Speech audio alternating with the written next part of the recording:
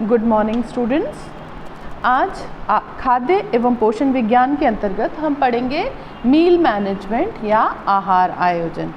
BA second year के students के लिए ये एक बहुत ही महत्वपूर्ण टॉपिक है, क्योंकि इसी के आधार पे आगे हम सैद्धांतिक और प्रायोगिक दोनों कार्य करेंगे। जहाँ एक और सैद्धांतिक विषय के अंतर्गत हम पढ़ेंगे, जानेंगे कि आहार आयोजन क्या होता है, आहार प्रबंधन क्या होता है। आहार नियोजन आहार प्रबंधन के अंतर्गत आने वाला ही एक क्षेत्र है और उसी के आधार पे इन सिद्धांतों को जानेंगे कि किस प्रकार से आहार आयोजन किया जाए, और इन सिद्धांतों के आधार पे फिर हम व्यवहारिक रूप में डाइट प्लान बनाएंगे या किसी भी विशेष स्थिति में, अवस्था में रोगी की पोषण की आवश्यकताओं में क्या परिवर्तन होता है, उपचारात्मक पोषण के बारे में भी हम पढ़ेंगे।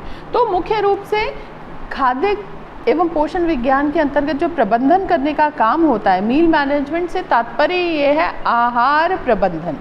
तो मील मैनेजमेंट मीन्स आहार प्रबंधन, और आहार प्रबंधन में हम क्या करेंगे, आहार नियोजन या आहार आयोजन। तो जब हम परिवार में रहते हैं तो परिवार में कई सदस्य मिलकर एक परिवार को बना रहे हैं। तो परिवार में अलग अलग पोषण की आवश्यकता वाले लोग रहेंगे, कुछ वृद्ध व्यक्ति भी होंगे, परिवार में ग्रैंड पेरेंट्स होते हैं, जैसे कि बच्चे होंगे, उनके पोषण की आवश्यकताएं अलग होंगी।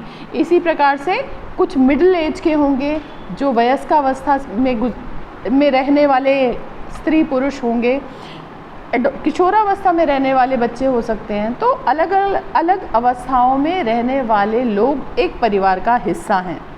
एक ही भोजन सबके लिए अनुरूप नहीं हो सकता, लेकिन उसे सबके लिए अनुरूप बनाया अवश्य जा सकता है अगर हम आहार की योजना इस प्रकार से बनाएं कि हर सदस्य की, परिवार के हर व्यक्ति की पोषण की आवश्यकताओं की पूर्ति हो जाए। तो यही कला, यही विज्ञान हम सीखेंगे आहार प्रबंधन में, मील मैनेजमेंट में। मील मैनेजमेंट एक मानसिक प्रक्रिया भी है, क्योंकि प्रबंध है, मैनेजमेंट आएगा तो क्या करना होगा, हमें अपनी एनर्जी भी यूज़ करनी पड़ेगी, अपनी बुद्धि भी यूज़ करनी पड़ेगी और अपने संसाधन भी इस्तेमाल करने पड़ेंगे। तो एक आहार योजना बनाने के लिए बहुत सारी चीज़ें लगती हैं, एक एक करके हम चर्चा करते हैं। और आहार प्रबंधन के अंतर्गत क्या क्या प्रमुख बिंदु हैं जो हमें ध्यान रखने चाहिए, उसका आज हम अध्ययन करेंगे। सबसे पहले let us see what is meal management. Meal management क्या होता है? मील मैनेजमेंट आहार प्रबंधन के अंतर्गत हम उपज के साधनों को मितव्ययतापूर्वक प्रयोग करते हुए पारिवारिक आहार संबंधी लक्ष्यों को प्राप्त करते हैं। अर्थात कोई भी प्रबंधन में, किसी भी प्रकार के प्रबंधन में हमारे पास कुछ संसाधन होते हैं, संसाधन यानी कि रिसोर्सेज। उन संसाधनों का इस्तेमाल करते हुए हमें पारिवारिक लक्ष्यों की प्राप्ति करनी है। लक्ष्यों अर्थात गोल्स। तो पारिवारिक लक्ष्यों की प्राप्ति के लिए हमें साधन चाहिए होंगे, और इन साधनों का उपयोग हम आहार प्रबंधन में करते हैं। तो वही मील मैनेजमेंट है। The way we are utilizing the resources in order to achieve the family goals, यानी पारिवारिक लक्ष्यों की प्राप्ति के लिए किस प्रकार से हम उपलब्ध संसाधनों का उपयोग करते हैं और मितव्ययतापूर्वक करते हैं। हमेशा साधन सीमित होते हैं, इसलिए हमें ये ध्यान रखना होगा कि हम उनको बिल्कुल खुले हाथ से खर्च नहीं करते। अगर हमें आहार आयोजन भी करना है तो उसमें आहार के लिए बजट हमें एक सीमित मिलेगा, तो उस सीमित बजट में ही रहते हुए आय के उस हिस्से को ही मितव्ययतापूर्वक इस्तेमाल करते हुए हमें आहार आयोजन करना है। तो ये एक कला भी है, एक विज्ञान भी है। विज्ञान इसलिए क्योंकि ये पोषण के सिद्धांतों पर आधारित है। आप ये ध्यान रखेंगे किस अवस्था में क्या पोषण की आवश्यकता होती है, ऊर्जा की आवश्यकता या प्रोटीन की आवश्यकता या किसी और खनिज या विटामिन की आवश्यकता के ऊपर अवस्थाओं का क्या प्रभाव पड़ता है। बाल्यावस्था में अलग होगी, किशोरावस्था में अलग होगी। अगर परिवार में कोई गर्भवती या धात्री स्त्री है तो उसके लिए भी आवश्यकता पोषण की अलग होगी। तो इन सब चीज़ों का, इन सब बिंदुओं का जब ध्यान रख के हम कर रहे हैं आहार आयोजन, उसी को हम मील मैनेजमेंट या आहार प्रबंधन कह सकते हैं। खाद्य पदार्थों को इसके अंतर्गत अब क्या क्या चीज़ें हम कर रहे हैं। सबसे पहले तो खाद्य पदार्थों को उनके पोषण गुणों के आधार पर आहार योजना में सम्मिलित करना।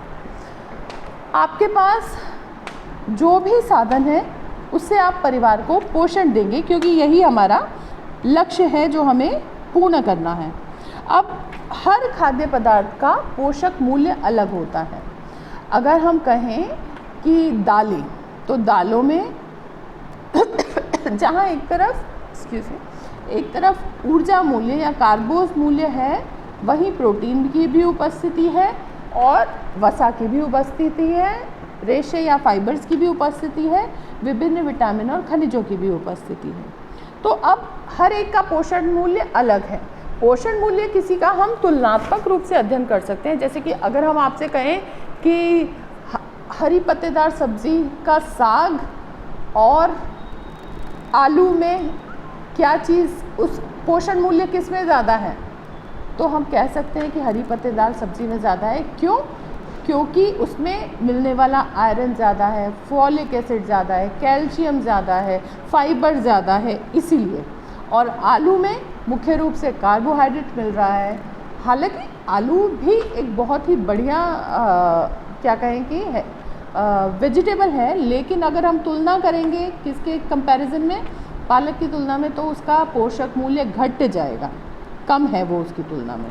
तो हमें क्या करना है, जो भी खाद्य पदार्थ है उनके पोषण गुणों के आधार पे आहार योजना में उनको शामिल करना है। आहार योजना क्या होती है? आहार योजना से तात्पर्य है जो भी हम पूरे दिन में आहार को डिवाइड करेंगे अलग अलग मील्स में, उसी को हम आहार योजना कहेंगे। आहार योजना से तात्पर्य है कि ब्रेकफास्ट नाश्ते में क्या दे रहे हैं, सुबह उठते ही क्या दे रहे हैं।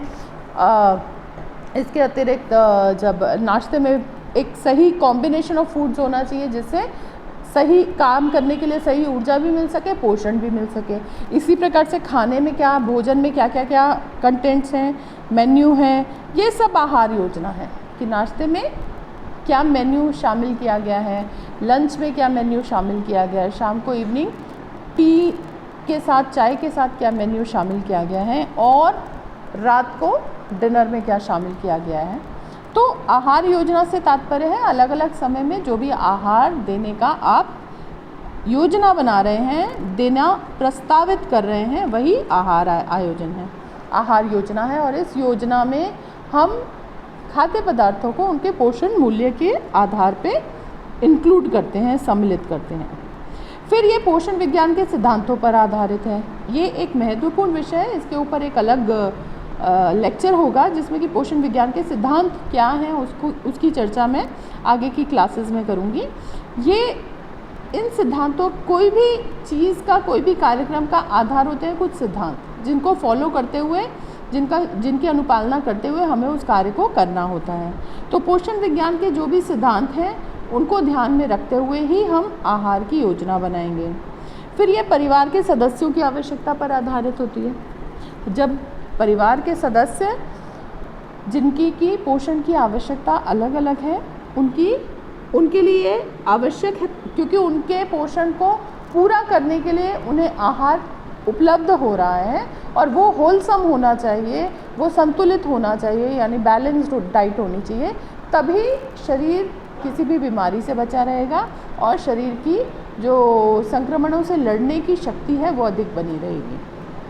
तो परिवार के सदस्यों की आवश्यकता भी अलग अलग होती है, क्योंकि इसके ऊपर उम्र का प्रभाव पड़ता है, इस शारीरिक गतिविधि कितनी कर रहे हैं, क्रियाशीलता कितनी कर रहे हैं, उसका भी प्रभाव पड़ता है। स्त्री है, पुरुष है, जेंडर, लिंग यानी कि मेल है, फीमेल है, उसका भी प्रभाव पड़ता है। उम्र किस अवस्था में है उसका भी प्रभाव पड़ता है। तो ये आहार आयोजन को प्रभावित करने वाले तत्व के अंतर्गत, बिंदुओं के अंतर्गत हम अलग से चर्चा करेंगे। तो कुल मिला के समझ सकते हैं कि आहार प्रबंधन क्या है। आहार प्रबंधन वह विज्ञान है जिसमें कि हम उपलब्ध साधनों का इस्तेमाल करके, मितव्ययितापूर्वक इस्तेमाल करते हुए परिवार के आहार संबंधित लक्ष्यों को प्राप्त करते हैं।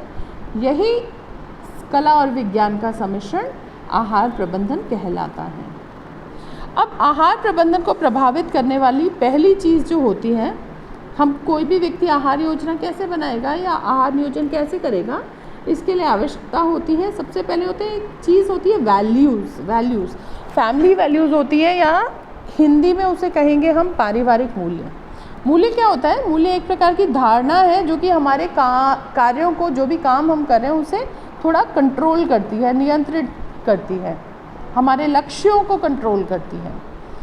हम कोई भी काम करते हैं तो हम उसके पीछे हमारा पिछला अनुभव होता है, ज्ञान होता है, हमारी सोच होती है, हमारे विचार होते हैं।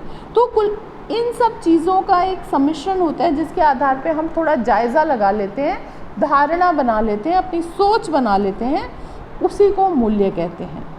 तो जब हम पारिवारिक मूल्य की बात करते हैं तो ये एक अदृश्य शक्ति है, अदृश्य रूप में काम करते हैं, लेकिन हर रोज़ हर दैनिक जीवन में इनकी बहुत ज़्यादा महत्वपूर्ण भूमिका होती है। तो कोई भी काम कैसे, एक बहुत छोटा सा एग्जाम्पल मैं देती हूँ आपको। जैसे कि दो या तीन व्यक्तियों को सफाई करने को कहा जाए कि ये कमरे की सफाई करनी है। एक व्यक्ति करेगा, दूसरा व्यक्ति करेगा, तीसरा व्यक्ति करेगा, तीनों को तीन अलग अलग कमरे दे दिए कि आपको इसकी सफाई करनी है। और फिर अगर आप तुलना करेंगे तीनों के कार्यों की तो आप देखेंगे कि उसमें कहीं कुछ भिन्नताएं हैं। हो सकता है किसी ने तो बहुत ही बढ़िया सफाई कर दी, दूसरे ने सफाई की, ठीक की भाई, ऐसा नहीं है कि सफाई नहीं की, और तीसरे ने जैसे काम निपटाया होता है वैसे काम निपटाया। तीनों ही जगह आपने काम एक ही दिया था, लेकिन उस काम को करने में उस व्यक्ति की धारणा बहुत महत्वपूर्ण भूमिका होती है कि वो कैसा सोच रखता है उसके पीछे। तो यही सोच उसके कार्य को, उसकी गतिविधि को क्रिया देती है। तो इसलिए ये एक कह सकते हैं कि मूल्य क्या है, एक मानवीय शक्ति है, एक धारणा है, एक सोच है जो कि हमारे कार्यों और लक्ष्यों को नियंत्रित करती है। अब आहार प्रबंधन में पारिवारिक साधनों का उपयोग किया जाता है लक्ष्यों की प्राप्ति के लिए, और ये लक्ष्य पारिवारिक मूल्यों द्वारा ही निर्धारित होते हैं। हम किस आधार पे अपने लक्ष्य निर्धारित करते हैं? बिल्कुल उसी आधार पे जो कि हमें अनुभव होता है, जितना हमें ज्ञान होता है, जितना हमारे आसपास के वातावरण से हमें सीखने समझने को मिलता है। अगर कोई कुएं का मेंढक होता है तो वो कुएं से आगे नहीं बढ़ सकता, तो उसको वही समझना पड़ता है, जो है वही देखता है, तो उससे अलग हट के वो सोच नहीं पाता। तो आपके विचारों में कितना खुलापन है, आपके ज्ञान चक्षु कितने खुले हैं, आयाम कितना विस्तार पूर्वक है, ये चीज़ें प्रभावित करती हैं आपके मूल्यों को। और जब हम आहार प्रबंधन की बात करते हैं तो आहार प्रबंधन में मूल्य बहुत महत्वपूर्ण भूमिका निभाते हैं। किसी परिवार में आहार योजना में कितनी डिश सम्मिलित होंगी, क्या सम्मिलित होगी? खाना तो वही है, पेट भरने के लिए खाते हैं कोई, लेकिन हम जब एक साइंटिफिक तरीके की बात कर रहे हैं, मील मैनेजमेंट की बात कर रहे हैं, तो वो पेट भरने के लिए नहीं खाना है, बल्कि वो शरीर की जितनी भी ज़रूरतें हैं उसको पूरा करते हुए शरीर में किसी भी न्यूट्रिएंट की डेफिशिएंसी का प्रभाव ना हो, ये हमारा लक्ष्य रहता है। तो इसलिए किसी परिवार में आप देखेंगे कि रोज़ लंच में दाल बनेगी, दही बनती है, हरी पत्तेदार सब्ज़ी होती है, सलाद होता है, चपाती होती है, चावल होता है। किसी परिवार में आप देखेंगे कि एक दाल होती है, एक सब्ज़ी होती है और रोटी होती है। किसी परिवार में आहार योजना में दाल होगी या रोटी होगी, या दाल नहीं होगी तो सब्ज़ी होगी, रोटी होगी, या दाल होगी, चावल होगी। तो क्षेत्र के हिसाब से, जगह के हिसाब से, मौसम के हिसाब से, स्थान के हिसाब से, ये सब चीज़ें, हमारी आय के हिसाब से, ये सब बिंदु प्रभावित होते हैं, हमारे मूल्य भी इनसे प्रभावित होते हैं, और हम इन्हीं के आधार पे अपने परिवार में उपलब्ध साधनों का उपयोग करके आहार योजना का निर्माण करते हैं। ठीक है, तो कई बार ये हमारी सोच रहती है कि अच्छा ये चीज़ सस्ती मिल रही है, सस्ती मिल रही है तो हम ले लें ताकि धन की बचत हो जाए। क्वालिटी से कॉम्प्रोमाइज़ नहीं होता है, क्वालिटी आप देख के, गुणवत्ता देख के ही। अब खाने पीने की चीज़ है, अगर वो डेट एक्सपायर हो गई तो हम उसे नहीं खरीदते, भले वो कितनी सस्ती मिल रही हो।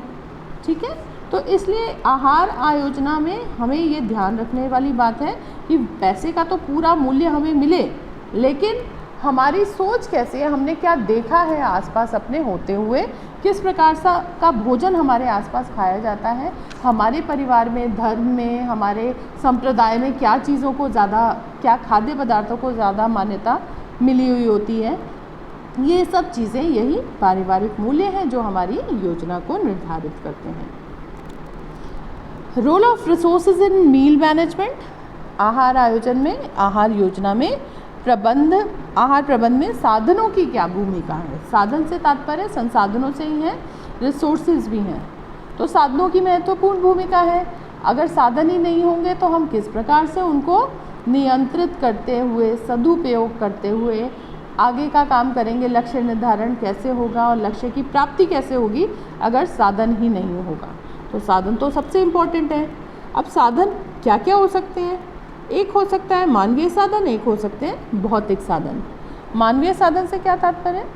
मानवीय साधन जितनी भी ह्यूमन एबिलिटीज़ हैं, यानी मानव से संबंधित जो भी योग्यताएं हैं, उसकी कुशलता है, उसका ज्ञान है, उसकी शक्ति है या समय है, ये सब मानवीय साधनों के अंतर्गत आ जाएगा। और भौतिक साधन दूसरे होते हैं। भौतिक साधन यानी जिसमें भी मुद्रा आ जाएगी वो भौतिक साधन हो जाएगा। तो कितनी आय है, क्या मुद्रा है, आप क्या ईंधन यूज़ कर रहे हैं या क्या उपकरण।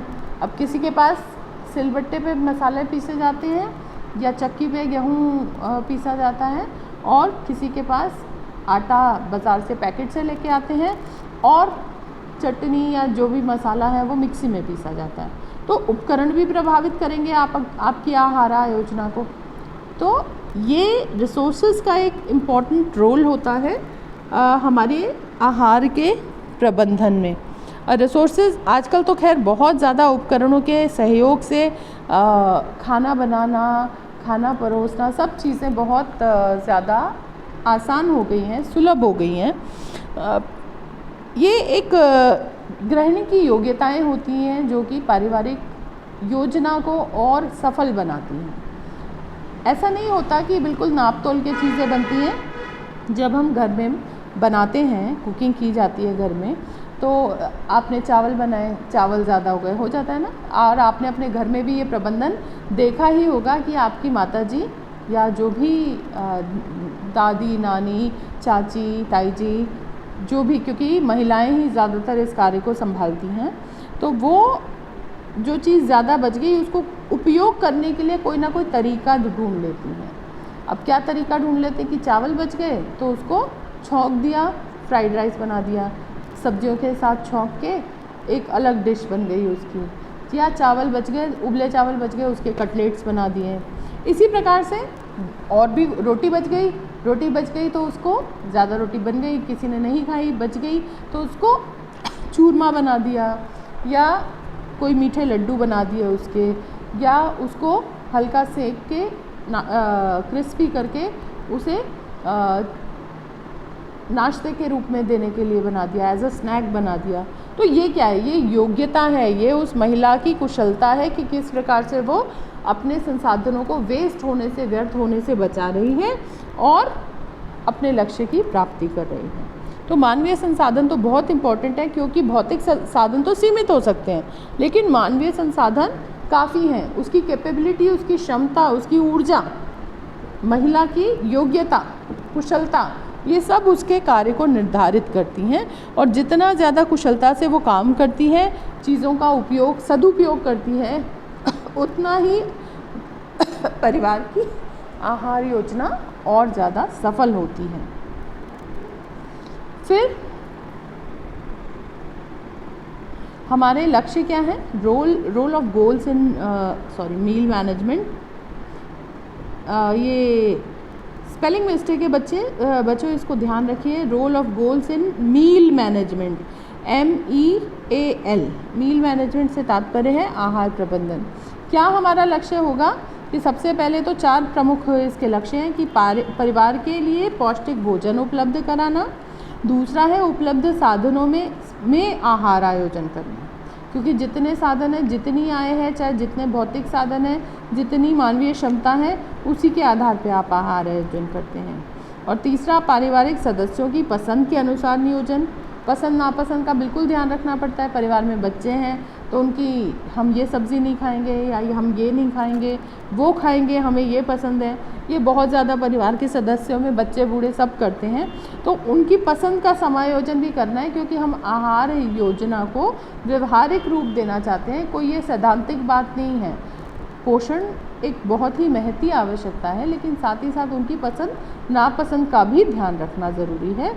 और हमें अपनी समय, शक्ति और व्यय का नियंत्रण करना है, कंट्रोल करना है, ताकि हमारे जो संसाधन है उसका सदुपयोग हो। इसीलिए ये रोल्स होते हैं, ये लक्ष्य होते हैं हमारे आहार प्रबंधन में। तो मैं आशा करती हूँ कि आहार प्रबंधन से जुड़ी हुई एक प्रारंभिक जानकारी आपको इस लेक्चर से हुई होगी कि मील मैनेजमेंट है क्या, आखिर मील मैनेजमेंट कैसे किया जाता है, उसके क्या सिद्धांत हैं, इसको हम आगे की कक्षा में पढ़ेंगे। धन्यवाद।